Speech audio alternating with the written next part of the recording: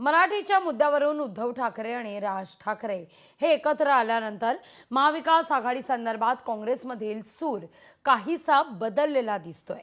राज्यातील आगामी निवडणुका स्वबळावर लढण्यासंदर्भात असा सूर पक्षात आळवला जातोय। ठाकरे बंधूंच्या विजयी मेळाव्याला काँग्रेस वगळता इतर पक्ष हे उपस्थित होते। अगदी शरद पवार यांच्या पक्षातले नेते सुद्धा हजर होते। पण या ठिकाणी काँग्रेसचे मात्र कोणीही नेते किंवा पदाधिकारी उपस्थित नव्हते। काँग्रेसच्या सर्वसमावेशक भूमिकेला छेद जाऊ शकतो असं आता पक्षातील काही नेत्यांचं म्हणणं आहे।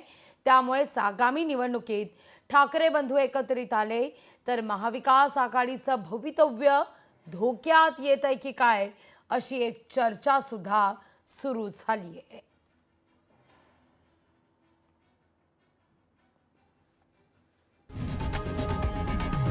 लोकशाही मराठी ऐका, पहा, जागरूक रहा।